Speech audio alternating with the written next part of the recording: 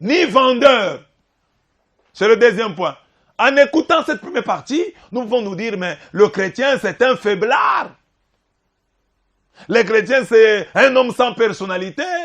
On te gifle, tu ne dis rien. Je n'ai pas dit ça. J'ai dit, on te gifle, tu tends l'autre joue. Ça veut dire, ne rends pas le mal pour le mal. C'est ce que Jésus veut dire. Mais quand Jésus lui a été giflé, il a demandé. Il a dit, pourquoi est-ce que tu me gifles? Donc si quelqu'un te gifle, demande-lui. Pourquoi il te gifle? C'est chrétien aussi. Ton droit reste ton droit. Quelqu'un a ta dette, il est venu s'endetter. Quand il ne paye pas, réclame ton argent. Qu'il te paye, c'est ton argent, il doit payer. Sauf s'il te dit, pardonne-moi, je n'ai rien, oui. Et toi, tu dois constater que justement, il n'a rien, parce qu'il peut te tromper. Ton droit, c'est ton droit. Le chrétien n'est pas un faiblard. Je ne vous prêche pas ici la faiblesse. Je vous prêche l'amour. Et l'amour est une puissance. Même si par ailleurs, l'amour rend faible. Oui. La faiblesse de l'amour est une puissance. Car il n'est pas donné à tout le monde. Alors le chrétien n'est pas un faiblard. La première lecture nous montre Naboth. Ce n'était pas un chrétien, un homme de l'Ancien Testament. Mais cet homme qui était voisin du roi. Le roi Akab veut payer sa concession, sa terre. Il est voisin au roi. Il habite le quartier huppé de la capitale. Mais il est à côté du roi. Il a peut-être une maison qui n'est pas très belle. Et le roi veut payer cette parcelle. Il dit, je te donne une autre, ou je paye, je te donne l'argent, ou je te donne une autre. Mais ici, comme tu es mon voisin, je veux prendre ça. Écoutez la réponse de Naboth. Il n'était pas si riche que ça. Mais il dit, je ne peux pas te vendre l'héritage de mes pères. Je ne peux pas. Donc, Naboth dit, je ne suis pas vendeur.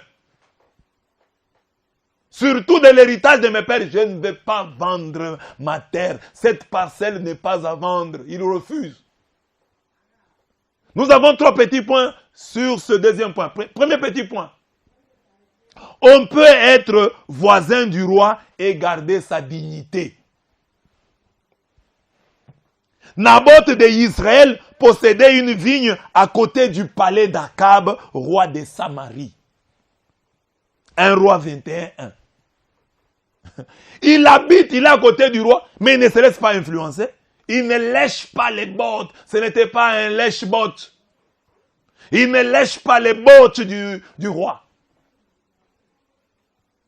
Il garde sa personnalité, il garde sa dignité. Parce que nous, si nous sommes voisins du roi, nous devenons ces troubadours. Nous commençons chaque jour à les chanter. Mais lui est à côté du roi, il est chez lui. Et c'est le roi, nous quand nous sommes à côté du roi, c'est nous-mêmes qui allons lui proposer de nous acheter notre terrain. L'héritage que nous ont laissé nos pères. Combien de fois n'avons-nous pas entendu les Congolais dire « Ah, Mokoyo Bateka Ngokak » qu'on vende ce pays. Les Congolais disent ça, on dira c'est pour rire, mais c'est révélateur des sentiments que nous avons. Comment toi tu peux accepter qu'on vende ton pays? Pour tous les vendus de la terre, il est impossible d'être voisin du roi sans lui être soumis, sans lui lécher les bottes, sans devenir son complice, sans se compromettre. Les chrétiens doivent ressembler au prophète Élie.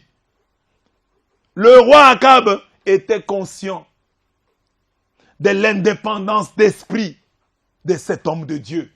Lorsqu'il rencontre ce prophète de feu, le roi lui dit, « Tu m'as donc rattrapé, ô mon ennemi. »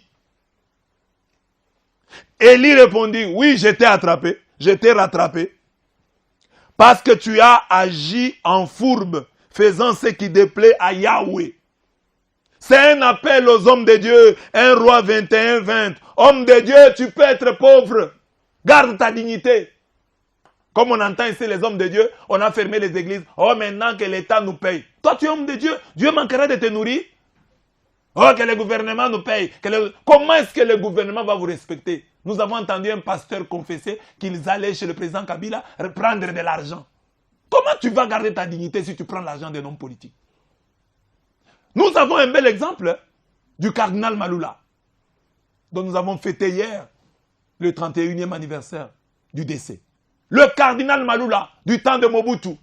Mobutu voulait le corrompre en lui donnant l'argent. Et il lui a donné l'argent lors d'une fête. Le cardinal ne pouvait pas refuser cet argent. Mais il a destiné, on a construit l'hôpital Saint-Joseph à Kinshasa. C'est avec l'argent que Mobutu lui avait donné. Au lieu de refuser, il a construit un hôpital.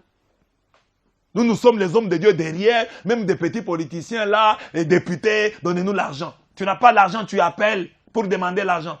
Tu t'affaiblis et tu affaiblis ton ministère. Naboth n'était pas insolent. Mais il vivait déjà cette parole de l'Écriture qui dit, c'est la volonté de Dieu qu'en faisant le bien, vous fermiez la bouche à l'ignorance des insensés. Agissez en homme libre, non pas en homme qui font de la liberté un voile pour leur malice, mais en serviteur de Dieu. Honorez tout le monde. Honorez tout le monde. Honorez les papas, honorez les mamans.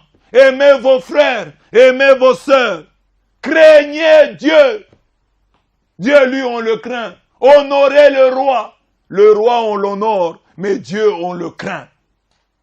Parce qu'ici, chez nous, c'est autre chose. Hein. On veut qu'on puisse craindre le roi. On veut qu'on puisse craindre les hommes politiques.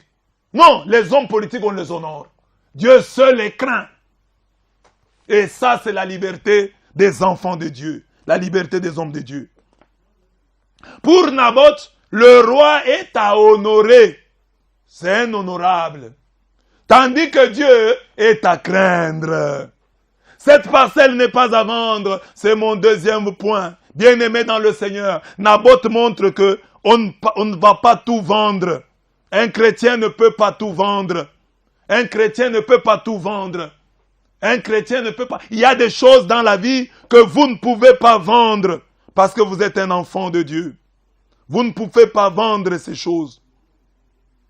Vous ne pouvez pas vendre ces choses. Comme votre dignité, vous ne pouvez pas la vendre. Votre âme, vous ne pouvez pas la vendre. Vous devez écrire. Nous l'écrivons souvent sur nos parcelles. Quand il y a des problèmes, des conflits dans une famille, on prend toujours soin d'écrire sur la parcelle. Cette parcelle n'est pas à vendre. Je t'invite, toi, mon frère qui m'écoute aujourd'hui. Écris sur ton corps, écris sur ton âme, écris sur ta dignité, écris sur ta famille, sur ta femme, sur ton mari, sur tes enfants. Cette parcelle n'est pas à vendre. Écris cela. Et j'ai composé un poème pour dire ça. Tu ne te vendras pas. Tu vends ta dignité, tu deviens une nullité. Tu vends ta vie de prière, le diable fait de toi sa tanière. Tu vends ton âme, prépare tes larmes. Tu vends ton héritage, tu n'es nullement sage. Tu vends ta conscience, on doute de ta science. Tu vends ta fierté, tu deviens une grossièreté. Tu vends ta honte, ta chute est prompte. Tu vends ta foi, tu perds ton poids. Tu vends tes bijoux, bientôt tu vendras tes bisous. Tu vends ton corps, tu récoltes la mort. Tu vends ton sexe, tu te mets à l'index. Tu vends tes enfants, tu te renies comme parent. Tu vends ta femme, tu es infâme. Tu vends ton mari, tu es une pourrie. Tu vends tes chaises, tu ne seras plus à l'aise. Tu vends tes vêtements, tu as échoué bêtement. Tu vends tes chaussures, tu hypothèques ton futur. Tu vends tes biens, tu ne gagneras rien. Tu vends ta maison, tu n'auras jamais raison. En temps de crise, apprends la maîtrise. Il y a des gens, ils ont l'esprit de vendre. Dès qu'il y a une petite crise, ils commencent à tout vendre. C'est un esprit de pauvreté. Résiste, tu ne vas pas mourir. Tu vends tout, même tes habits. Ne vends pas ta dignité. Nous avons nos sœurs. Tu vends ton corps, mais tu vas récolter ta mort. Il y a des choses sur lesquelles il faut écrire. Cette parcelle n'est pas à vendre. Cette parcelle n'est pas à vendre. Nous avons des sœurs, dans leur téléphone, c'est plein de codes. Pour ouvrir le téléphone, code. Entrer dans WhatsApp, code. Entrer dans Facebook, code. Ils ont mis les codes partout. Sauf là où il faut mettre. Ma sœur, mets aussi le code sur ton corps là. Sur tes seins, mets un code. Sur ton sexe, mets un code. Que les gens aient du mal à accéder. Seulement les téléphones. Le téléphone peut tomber, tu vas payer un autre. Le téléphone peut tomber en panne, tu vas... Mais ton corps, tu vas payer un autre. Je n'ai plus de temps pour vous parler de Jézabel, mais retenez cela.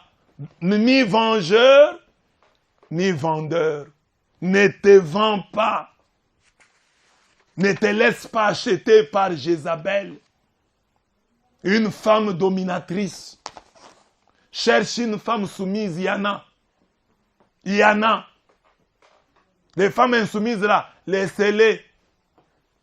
Hein, les femmes insoumises qui ne veulent pas accepter ce que la Bible dit. Parce que la Bible dit que l'homme est le chef de la femme. Que vous soyez en Europe, que vous soyez en Asie, c'est ça que la Bible dit. L'homme est le chef de la femme. Mais le pouvoir de l'homme, ce n'est pas un pouvoir écrasant, dominateur. C'est un pouvoir comme celui de Jésus. Mais la femme doit accepter. Comme nous acceptons le pouvoir de Jésus, on dit, dans le mariage, l'homme est comme le Christ. La femme, c'est comme l'Église. Nous sommes l'Église. Nous sommes soumis au Christ, non? Est-ce que le Christ nous écrase? Il ne nous écrase pas. Mais c'est lui notre chef. Nous reconnaissons sa seigneurie. C'est la même chose dans le mariage. On respecte le Christ. On ne va pas contester le Christ. On lui dit, nous lui faisons nos prières. Il y a des moments où nous nous révoltons contre lui. Mais il reste notre chef. Nous reconnaissons sa seigneurie. Ça doit être ainsi dans le mariage. Le Christ ne nous écrase pas. Le mari ne va pas t'écraser. Son autorité n'est pas une autorité qui vient écraser. C'est une autorité qui sauve. Une autorité qui guérit. Une autorité qui rend beau, qui rend belle. C'est ça l'autorité de Jésus. Et la femme doit accepter ce pouvoir de l'homme. Et l'homme doit l'exercer. Ne suivons pas ce que l'Occident nous enseigne. L'Occident, en prêchant l'insoumission de la femme, nous sommes où? Maintenant, parle du mariage homosexuel. Quand on a détruit les bases du mariage, on n'aura rien. On n'aura rien. L'Occident est parfois un accident. Ce n'est pas l'Occident qui est Dieu. L'Occident n'est pas prendre la place de Dieu. La Bible est au-dessus de l'Occident. Suivez les principes de la Bible. Vous croyez en Dieu, mais vous refusez les principes de Dieu. Les principes de Dieu veut que dans un couple, il y ait un chef. C'est un chef serviteur, mais un chef tout de même. Voilà mes bien-aimés. Que Dieu vous bénisse, que Dieu vous garde et que sa parole s'enracine dans vos cœurs au nom du Père, du Fils et du Saint-Esprit. Amen.